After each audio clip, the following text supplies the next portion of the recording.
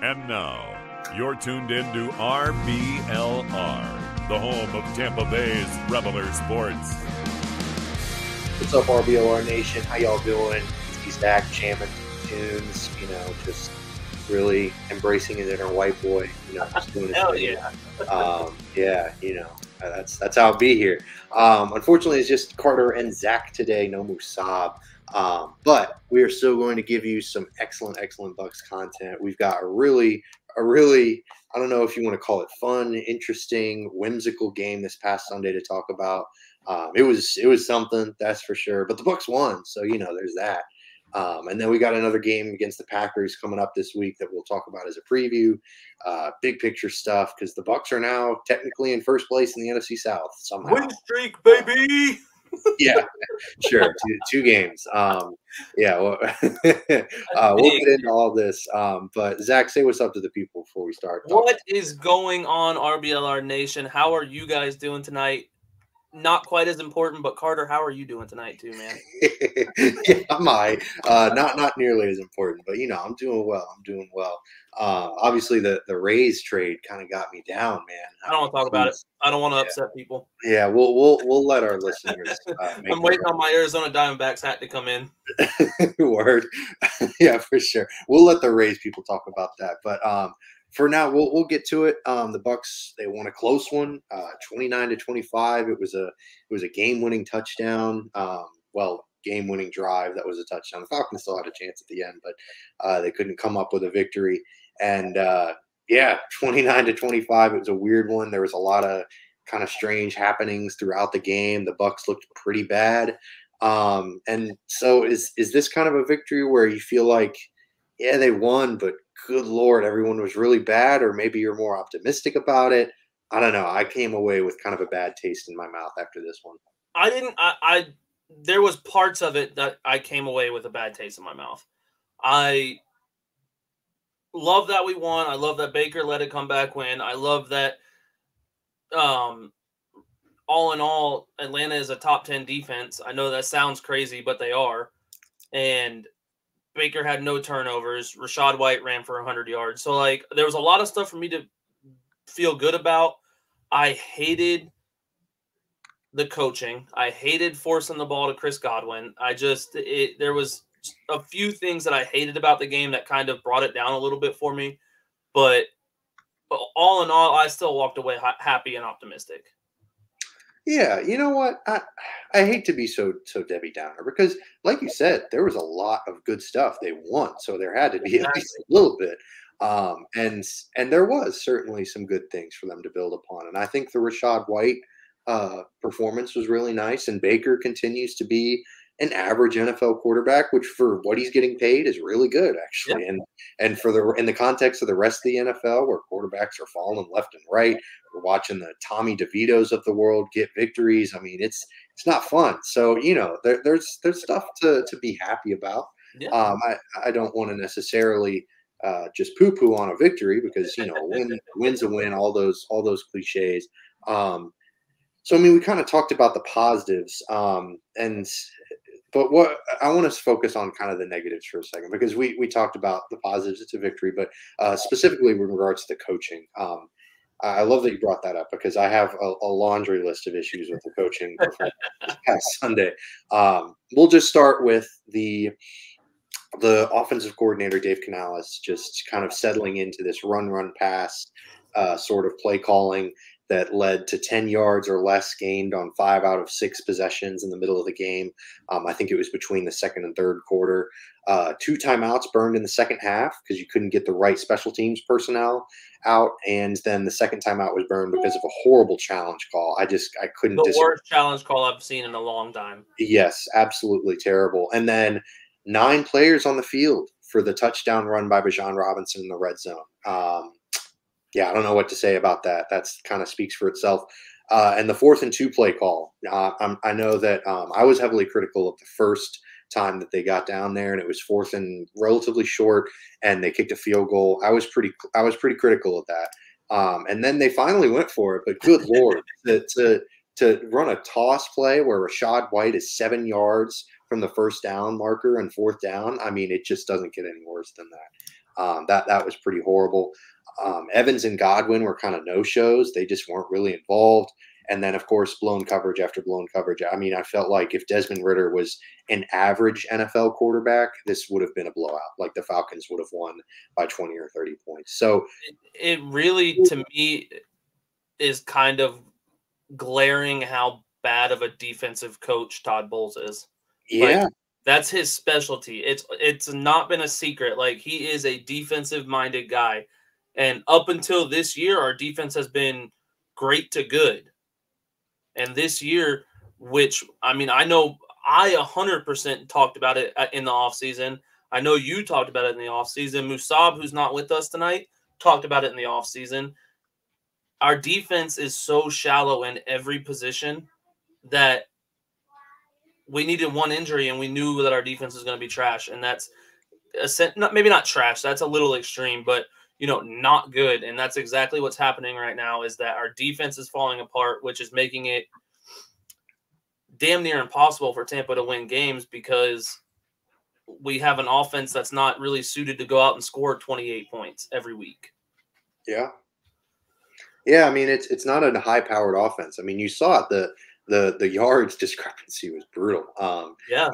They got outgained by 140 yards. That's not a recipe for success. Yeah, I mean, Drake London had more yards receiving than Baker had throwing to his whole team. Yeah, I mean, it's a brutal indictment of both sides, really. But especially the defense, because the Falcons' defense, like you said, it's pretty good. I mean, they've got Jesse Bates is the only guy in the NFC that can compete with Antoine Winfield Jr. is Jesse Bates. Like, they're kind of neck and neck for that top safety spot. And then AJ Terrell he was playing hurt, but man, he's a really good young corner. So, there's a lot to like there on that defense. And the Bucs still managed to take care of the football. They didn't, Baker didn't make any super stupid decisions.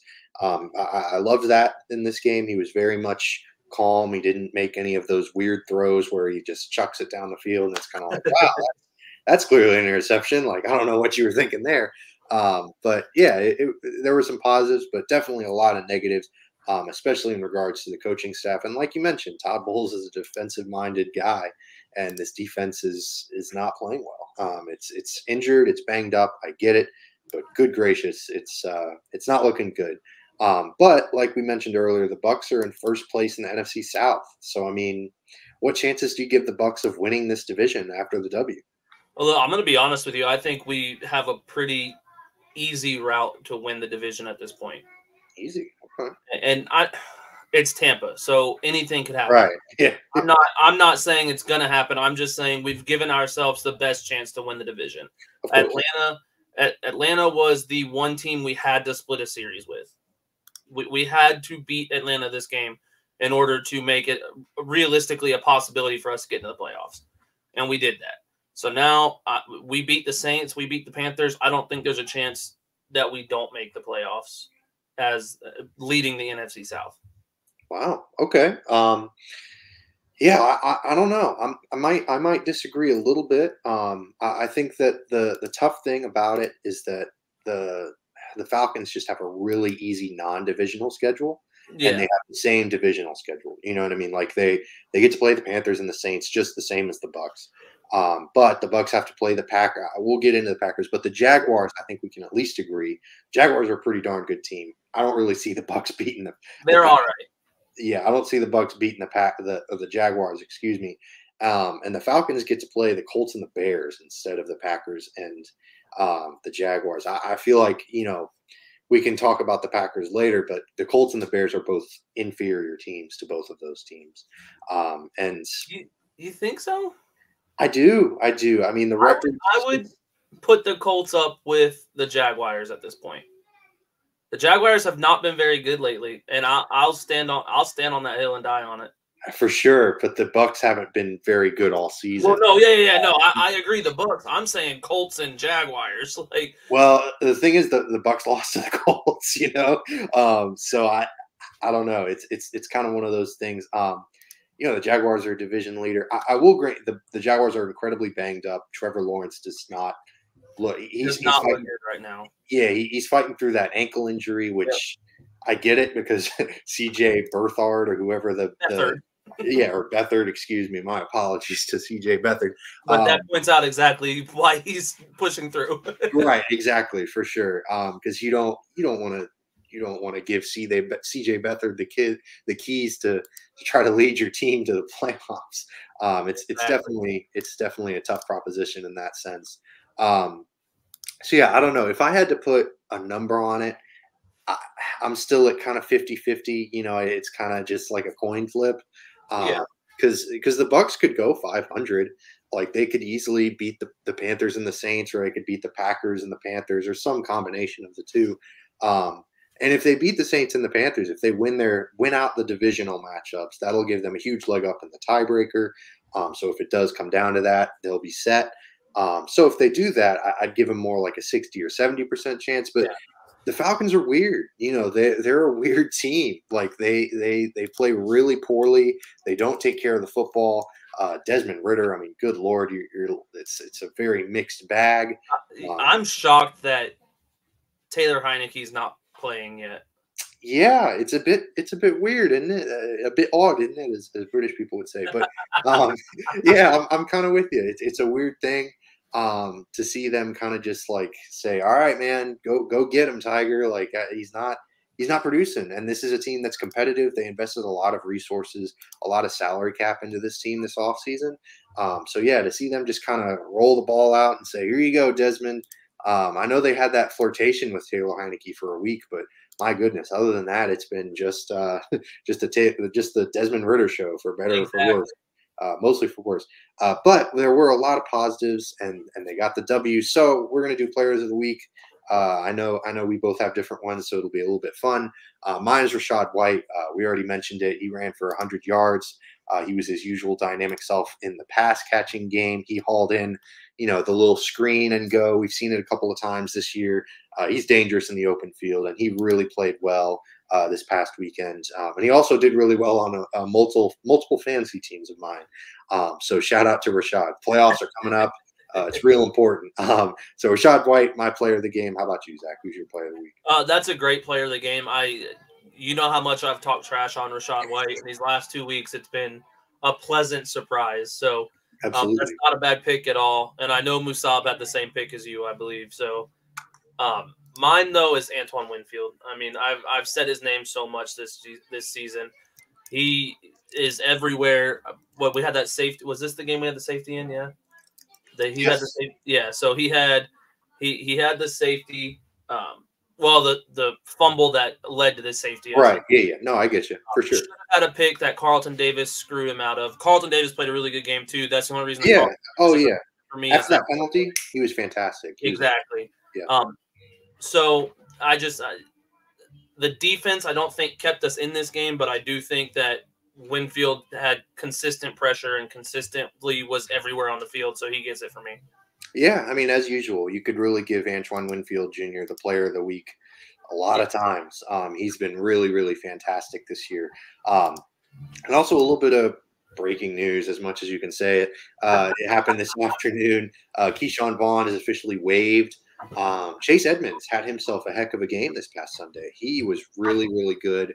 I mean, really good. He was good in the context of being a backup. Exactly. Yeah. He looked good when he got the chance, and sure. I'll give him that for sure. Absolutely. This cut just comes at such a weird time for me. Like, what are you bringing somebody in? Yeah, it's because weird. If not, then what's the point of cutting him? Right. So I'm expecting a Marcus Peters signing. Yeah, that is who the Raiders just cut, right? It was Marcus Peters. Yeah. Marcus Peters. Marcus Peters signing coming in the next 12 hours. For sure, yeah. Because happen. Yeah, the Bucs are known for this season for bringing in free agents. 100%, duh. Yeah. Oh yeah, absolutely. It doesn't make any sense to me. Like, don't get me wrong, I'm not like a Vaughn. It doesn't make a difference that he's gone from this team. Is essentially what I'm getting at, but. The timing just seems so weird to me to waive him. What, we're at week 15 now, yeah? Yeah. Like, you waited this long to waive him? Like, he hasn't done anything all season. So in my head, it like directly has to correlate to a move, even though I know it's not going to. It's just how my brain is like trying to process No, I get you. why you would cut it this time. Yeah, I mean, it's kind of like trying to process the Tyler Glasnow trade. Ah, boom. Sorry, I had to throw that little. Sorry. No. But yeah, it's weird. Maybe it means that Sean Tucker is more involved moving forward, or like he's the third running back. Which I wouldn't be mad about. Yeah, I mean, give the guy a shot. He's young. He's trying to settle into the NFL. So yeah, I mean, who knows? It's kind of a weird one for sure. It is very late into the season to be just playing guys, especially now that they're in the playoff hunt, quote unquote, which feels ridiculous to say, but it's true. So yeah, I don't know. It's definitely a bit weird. So we'll see. You know, we'll see if there are any corresponding moves. Yeah, I don't know what to make of it, but it's certainly interesting. But what else is interesting is if you're looking for not only a good deal, but also a way to make a difference. You know, it's the holidays. You want to do something for your community and stuff like that. So that is why RBLR is hosting the Ugly Shirt Beautiful Cause. You know, we're teaming up with the Bolt Report. 100% of profit will be donated to Toys for Tots. So definitely check it out, shop.rblrsports.com. It's $28.99, and you can get a variety of, you know, ugly Christmas sweaters. Maybe you're looking for something to wear to your office Christmas party or your family Christmas party, whatever Christmas party you're looking at. Definitely check it out, and you know, it's for a good cause. So check it out. It's awesome, and you know, definitely get yourself one. So after that little plug, we are going to move. Breaking news. Not really breaking news, but they cut Keyshawn Vaughn and signed Deidre Sanat to the 53-man. So that's the corresponding move. Go Bulls! Yeah, because Vita Vea. We'll get into the injuries as well. Yeah. So Vita Vea and Golston, Will Golston, missing his first game in like forever. Yeah, like he's never missed a game. So Vita Vea, Will Golston are out for this Packers game. That's coming up. The Bucs are taking on the Packers. In case you didn't know that, they're headed to Lambeau Field for a December matchup. Yeesh. Good luck to those guys. It is certainly a little bit different climate-wise than Florida. And yeah, they released their injury report, and unfortunately, Vita Vea is out. Will Golston is out. There are a couple of other guys that are Carlton Davis. Yeah, it's a big report. It's unfortunately a pretty big report, which, you know, definitely not fun. So, you know, we'll see how that affects things.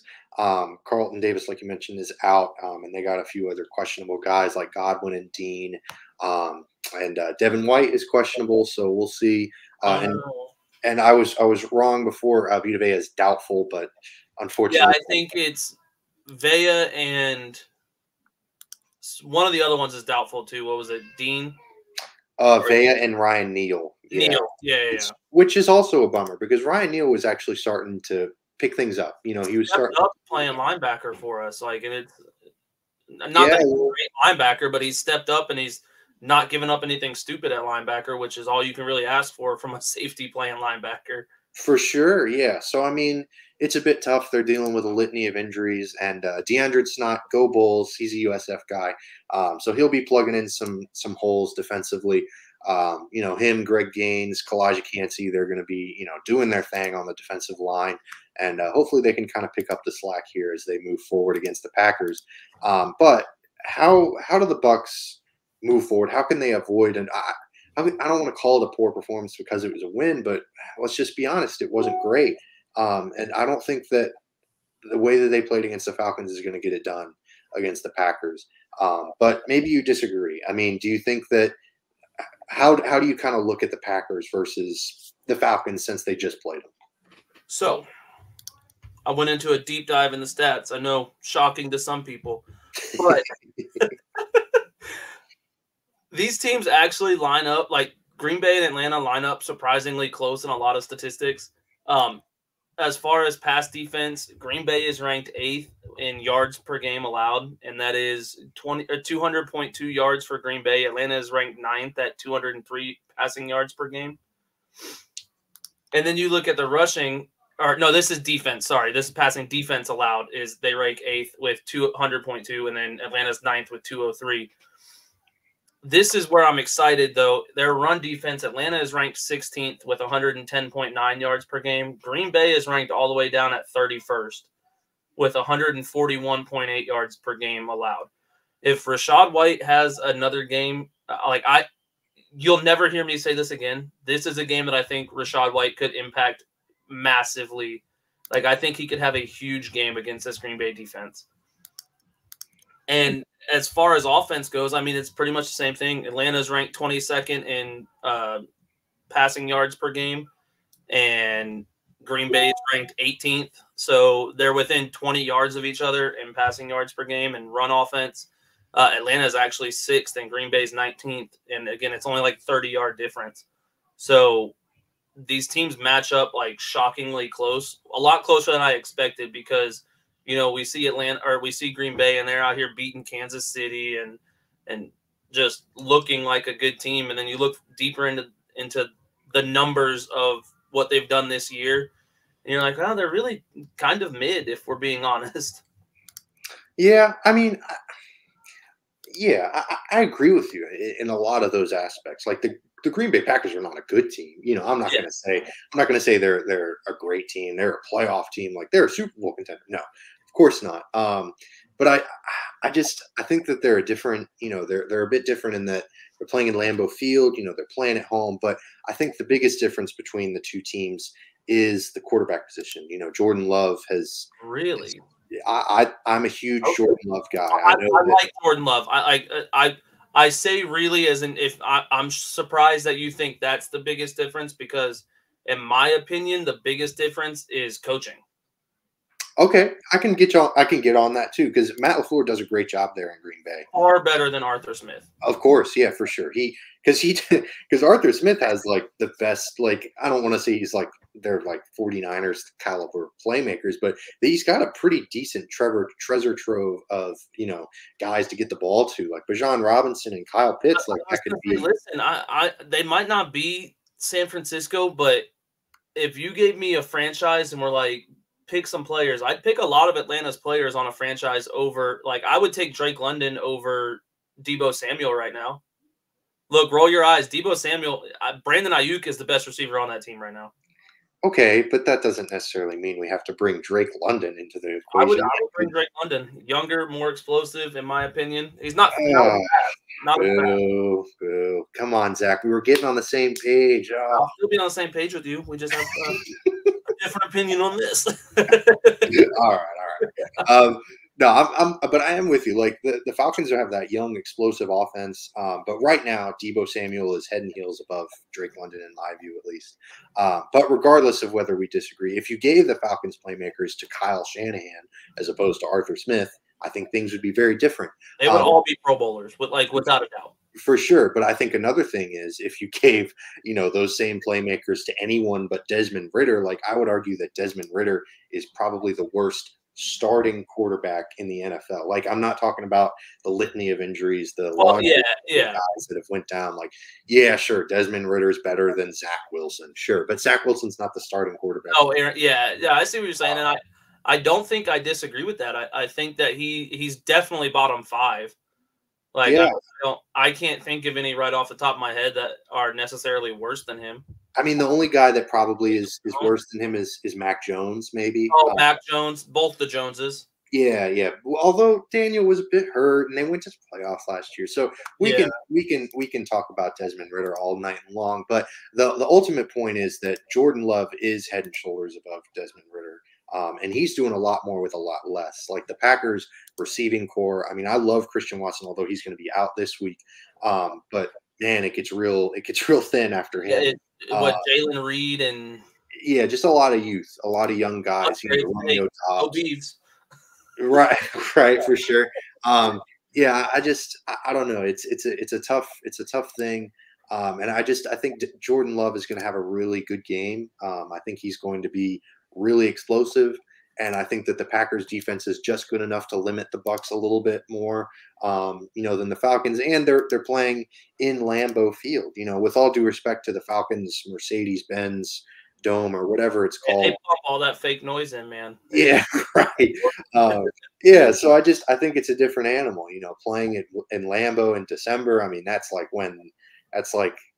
when they thrive. That's their big moment in the year. So I do think that the crowd will play a factor. I think that the road game aspect of it will play a little bit more than it usually does. So I don't know. In my mind, sure, on a neutral field, the Packers and the Falcons are relatively similar. I still think the Packers are a little better because they did beat Kansas City this season. They've beaten some kind of decent teams. They beat the Texans earlier this year. They've gotten stomped a few times, though. That's true, and they also lost to the Falcons head to head in week 2. So that's a good point. Like you're not entirely wrong. It's just I don't know. I'm a big Jordan Love guy, so I'm a big fan of his, and I think he's got a good thing going there, and so I think he's going to make a big difference this weekend against the Bucs. But moving on to our next topic, I'm kind of real quick, because we brought up how Green Bay's used to playing in the cold, and this is an advantage to them. I feel like it's important to remember that Baker played the first majority of his career in Cleveland, which is maybe not as cold as Green Bay, but it's pretty chilly. And for sure, I think that's a positive thing to take from it, is that Baker's used to cold weather games. Absolutely. Granted, he's gotten used to the warm weather games now, but he's used to cold weather games. So I think it's going to be interesting to see how that translates into game day. Like, I don't know how cold it's supposed to be. I don't know if there's supposed to be snow on the radar, but this could very possibly be a good game on either side. I think both offenses are going to go off this week. Wow. Okay. I don't know. I'm go off like as much as we can go off as the Bucs. Right. Yeah. Because the Bucs going off and a regular going off might have very different meanings. Yeah.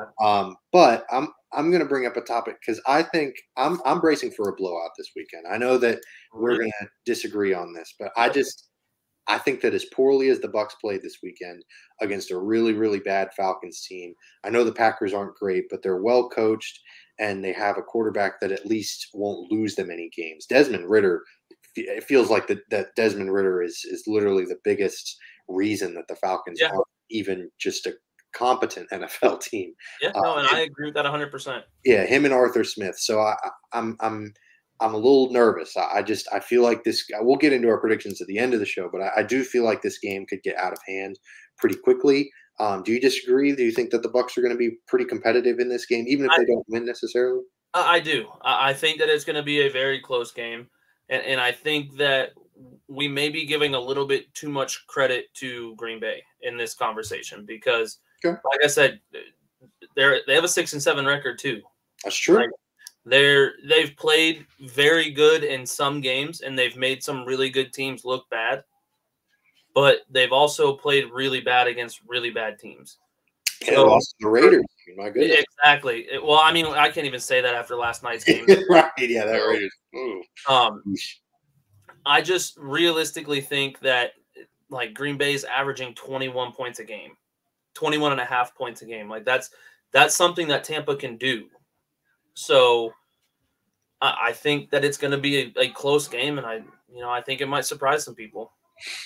I hope so, and I really do. Like, I hope, when I talk negative about the Bucs, it's just because I'm trying to be realistic. Exactly, and I don't want to watch a bad football game. Like, I'm not trying to sit on my couch and sit down and watch Baker Mayfield get wrecked all 4 quarters and the defense get 20 shots. Of course not. But I don't know. I just don't have a lot of faith in this one. I'm a little nervous. I think that the Packers are playing. They're on their home field. I think the loss last week against the Giants might be a bit of a detriment to the Bucs because the Packers are going to be like, man, we just lost to, Tommy DeVito, one of the worst teams in football with a backup quarterback. Like, this is not good, guys. We got to, get our stuff together. So I don't know. Yeah, but they could be like Tampa and not let it snowball. So. Right. That's also, yeah, they could not let it snowball and let it turn into a 1-6 stretch to end out the season. But it's not snowballing, baby. It's not a snowball. It's not a snowball. I don't know what to say about that. But looking more big picture, because we've kind of talked this Green Bay matchup to death. So you mentioned earlier that you think that if the Bucs go 2-2. And if they win both of their division games, then they could realistically win the division. Is that an accurate statement? I mean, it is an accurate statement that I said that. Oh, well, I meant like, I'm sorry. I meant like, do you think that's? Yeah, I stand behind. Realistically, the only threat to us is, and again, this is opinionated. Like the only real threat to us is Atlanta. For sure, of course. I don't think that the Saints win out. I'm not stressing the Saints. I'm pretty confident in our ability to beat the Saints and the Panthers. Yeah, My concern is if the Falcons win out. I do agree that they have a slightly easier schedule the remaining way, but it would not shock me to see Arthur Smith and Desmond Ridder. That's very true. Yeah. So I think realistically, Tampa could go 3-1 or 2-2 the rest of the way. I'm banking on 2-2 being what we finish the rest of the season, but I see a path to us going 3-1 the rest of the way. So I think if we go 2-2, we can win the division. I think we go 3-1, we win the division. Yeah, I can get on board with that. Absolutely. Yeah, because as bad as the Bucs are, the Falcons, you could argue, are slightly worse. They're at least as bad as the Bucs, as we saw this past weekend. So yeah, I mean, both teams could go 2-2, and then the Bucs win the division, and that's easy peasy lemon squeezy. But it's such a weird position for us to be in, because had you asked us 4 weeks ago if we thought we had an actual chance at the playoffs, we're like, not a chance. Like, we're done. I mean, I think I was still positive just because I'm trying to stay positive for the Bucs. But like in my head, I was like, yeah, we're done. we're done for. Yeah. And I think it's kind of telling on the fan base this year, because we get into first place this week, and I haven't really seen much on Twitter about like a positive outlook, and it's almost like we wanted to lose at the end of the year. Later, Bulls. If we get in the playoffs and win a playoff game, Bulls is staying. Yikes! So all right, so let me ask you two different questions kind of at the same time. So you're the GM of the Bucs. You fire Todd Bowles. Well, you probably would have fired Todd Bowles like 2 weeks or 4 months ago. But let's say it, because I don't think he's getting fired in the middle of the season. Like, I think that exactly. But let's say you're Jason Light. You fire Todd Bowles. Yeah. Okay. But what do you think the Bucs are going to do? What do I think the Bucs do? I think it depends on how the season finishes out. Oh, okay. So I think if we make the playoffs, I don't think Bowles goes anywhere. If we lose the playoff, or if we don't make the playoffs, or we get blown out first round, you know what I'm saying? Like, I think if we make the playoffs and are competitive in at least the game we get to play, I think Bowles stays. If we get blown out in the playoffs or don't make the playoffs, I think he goes. Wow. Okay. Yeah. I'm kind of with you. I think that if I'm the Bucs, though, I don't know that I fire Bowles regardless of how the season ends. I'm not a huge fan of this incoming coaching class in regards to realistic expectations, like who the Bucs could hire. Because the top coaching candidates, there are a lot of really attractive job opportunities out there for head coaches. The Chargers just fired Brandon Stanley. That's going to be the number one. They got Justin Herbert. They've got, a pretty talented roster that's just really underperformed inexplicably. So the Bucs are kind of going to be like, they're not exactly the Oakland A's from Moneyball. Like, they're not the last team to the trough, so to speak, but they're definitely not, one of the first 2 or 3. And I saw a thing on ESPN that has them ranked as the 6th best coaching position. Yeah, and that's about right. But that's the thing. Like, is the 6th best head coach that's going to be available better than Todd Bowles? I don't know. I mean, I think – oh, God. See, that's a tricky question, because it's going to sound like I'm just dogging on Bowles, but he hasn't done anything. Right. I mean, really, for sure. So I don't want to win 8 games and be happy with it. You know what I mean? Like, of course. No one I don't care. The playoffs, that's the end goal, is the Super Bowl. If we get into the playoffs with an 8 and whatever record, like an 8-9 record? Yeah, 8-9. That would be. If we get into the playoffs with an 8-9 record, like, then we look like the Commanders back in the day. Like, right? Yeah. Good job for winning the worst division in football. Like, it doesn't mean anything to me, and to me, that's not an accolade on Todd Bowles' resume. That's just the fact that you coach the Bucs that are in the NFC South. Like, good job, dude. I Yeah. think I could coach the Bucs to an 8-9 record in the NFC South. Like that's not, and I'm not saying I'm a good coach. Like No, I of course, be right. coaching. I certainly get My argument. Like I could think of 6 people that I would take over Todd Bowles, if that makes sense. 6 people that are going to be available. I mean, I don't know if they'd be available. I don't know if they would take the Bucs job, but I'm saying if I were in the GM shoes, I already have a list of 6 people that are probably available already, or that could be available that are in offensive coordinator positions that I would at least be happy with over Todd Bowles. I put a list out on Twitter a little while back of like my top 3, but I could name 3 more that I would want. Yeah, and I think the issue is, what if, like, this is kind of a worst case scenario? What if the Bucs fire Todd Bowles and they go out there and their top 6 candidates, their dream candidates, they all get snatched up, they all get taken by other coaching positions? Then you're kind of like, well, I would just hate for the Bucs to have to hire a lame duck. I don't want them to hire a Lovie Smith like the Texans did. I know they've hired DeMeco Ryans and he's been fantastic. They're on the up and up. But that's not because they hired Lovie Smith for a year. Like their success is not because they hired a lame duck coach. It's because they found the right guy the next year. So I feel like they could have just run it back with Collins, or whoever the head coach was. I believe it. I think it was Collins. It was Dave Collins. But regardless, they could have just ran it back with him and said, you know what, man, we're just going to give you another year. We're really sorry. We're probably not going to keep you on. But hiring a guy for a year is just insanity. Like that can't happen. I don't disagree with that. Like, I think if they go out and they are like intentionally hiring a guy just for 1 year, then that's dumb. I wouldn't do that either. Yeah. But I also don't want to sit through another year of Bowles because we're not improving under Bowles. We are declining under Bowles. Yeah, and I don't know. I also don't necessarily want to put because I know you mentioned Super Bowl expectations for the Bucs, and I get that long term it is a Super Bowl. And I'm not saying that the Super Bowl is within shot for us right now. Right. That's I guess just as a fan, you should not be happy with making a wild card round because you won the NFC South. Of course. Or as a GM, like, if I have a losing record at the end of the season, whether I make the playoffs or not, that's not a good season in my mind. Right. Not for sure. And I guess that's how I look at it. Like, I get that you made the playoffs. Like, that's good, but we could have been better and maybe got a first round bye, maybe done this. And it's not all on Bowles. And again, I'm not saying that was a realistic thing. Yeah. But I mean, last season we had Tom Brady as the quarterback. Right, for sure. Last season finished 8-9. Absolutely. Like, that's true. Yeah, I think it's hard because Todd Bowles is not the Super Bowl winning head coach of the future. He's not the guy of the future.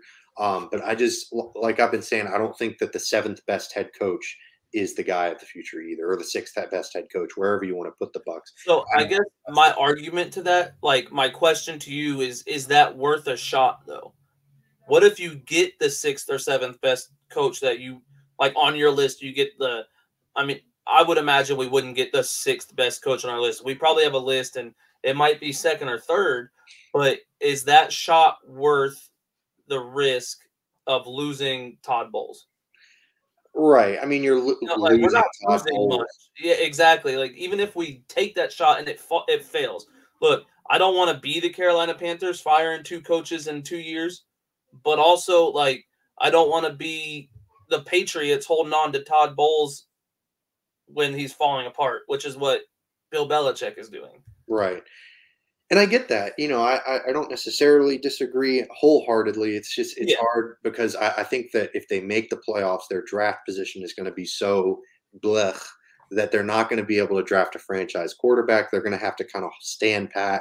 I think I'm happy with.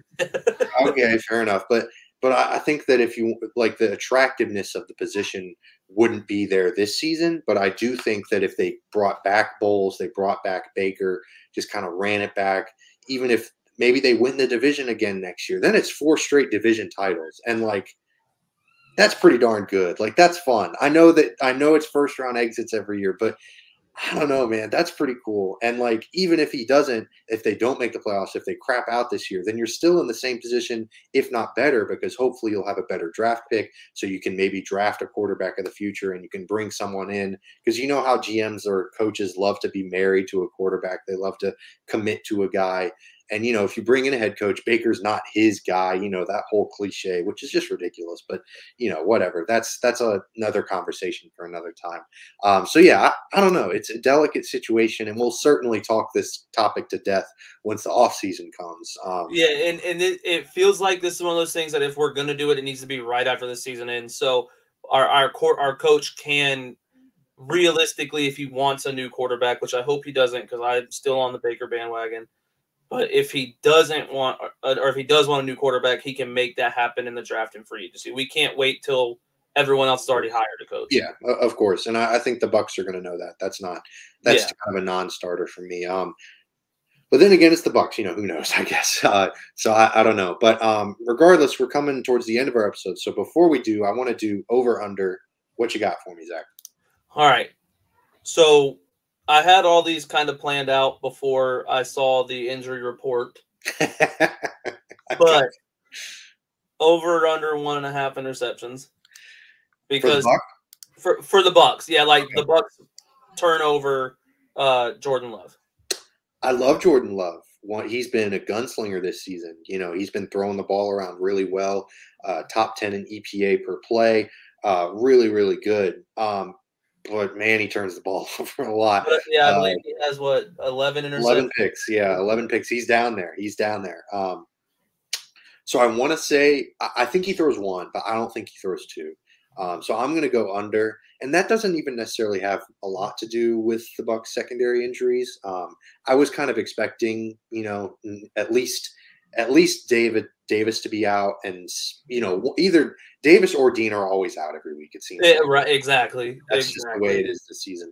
And then Neal was going to be out. I wasn't really surprised by that. So yeah, I'm going to go under on that. How about you, Zach?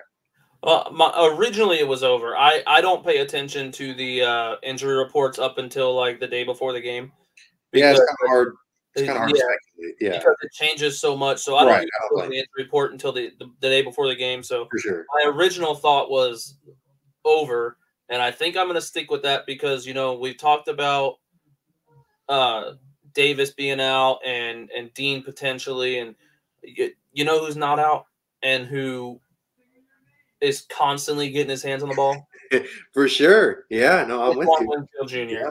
I think he has a pick, and I think Zion McCollum has a pick. I'm calling it out. I hope that would be awesome. I'm a huge Zion McCollum believer. He has grown on me so much this season. I like him.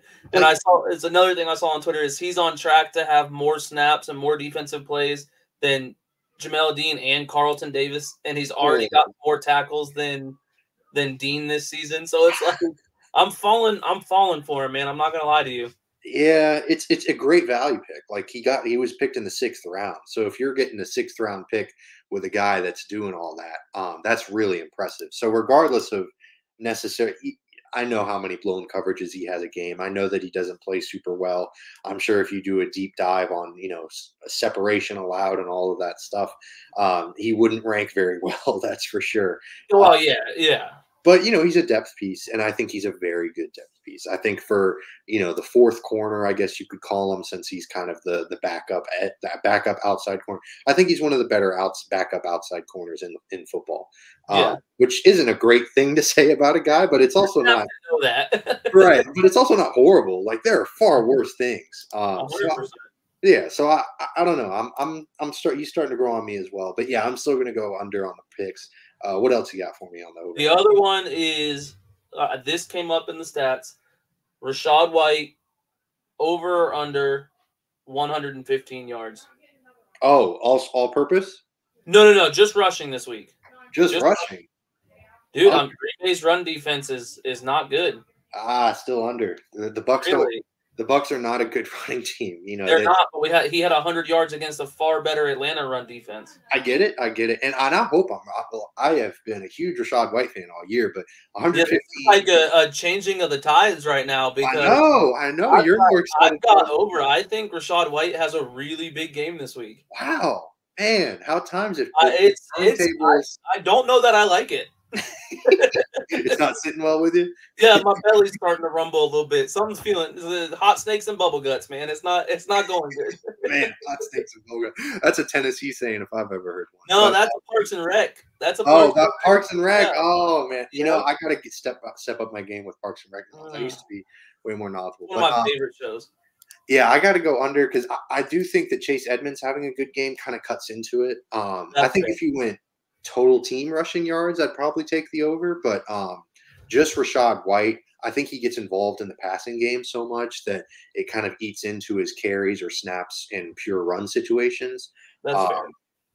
And yeah, I think Edmonds plays a bigger role because he looked really impressive this past week. I really think that he's played his way into earning some more snaps and just kind of being a bit of a 1-2 punch, if you will, which is something that has not existed in the Bucs organization for. It's more like a 1-2 girl fight. Yeah, or like a 1-2 slap or something, I guess you could call it. Yeah, it's a 1-2 like drunk slap, I guess. I don't know.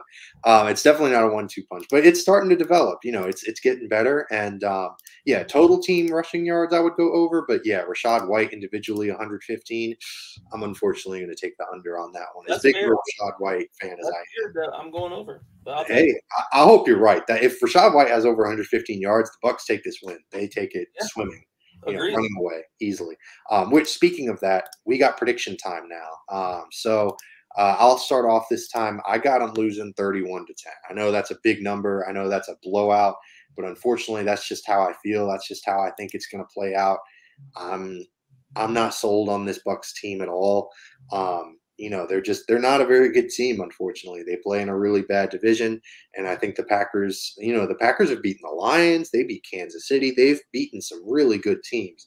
They've also lost to some really bad teams, of course, but I don't see this playing out very well. I see the Packers beating them down, and I see Jordan Love having a huge game, maybe throwing for 300 or 400 yards.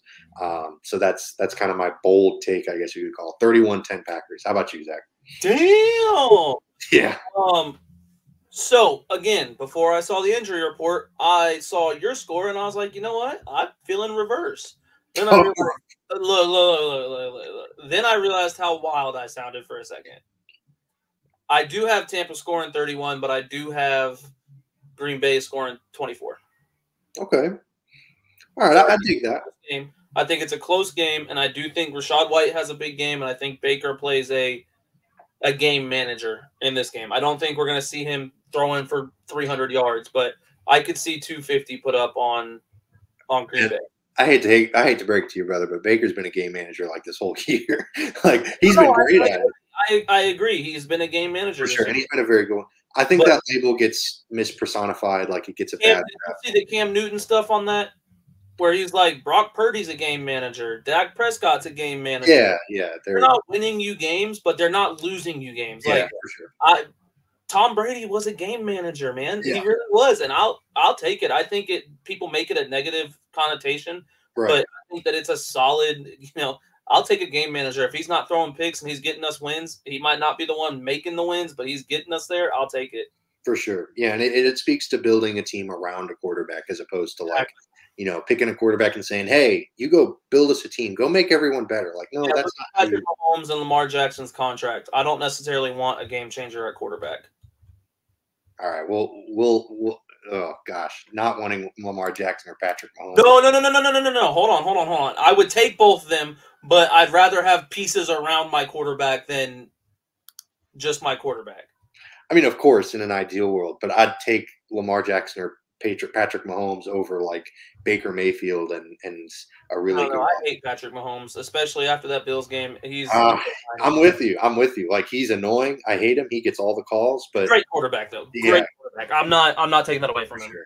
Well, anyways, before we get into other weird NFL conversations, want to thank you all for tuning in. If you liked what you heard, if you want to hear more of our incoherent ramblings where we both either disagree or agree or whatever, hit the like and subscribe button wherever you're tuning in, YouTube, Spotify, iTunes, whatever the youngsters are using these days to listen. Right. And also definitely give us a follow on socials at RBLR Sports. We got Instagram, Twitter or X, TikTok, and Facebook. Definitely check us out there. And thank you again for listening to us. And as always, go Bucs. Go Rays. Oh, go Rays. Go.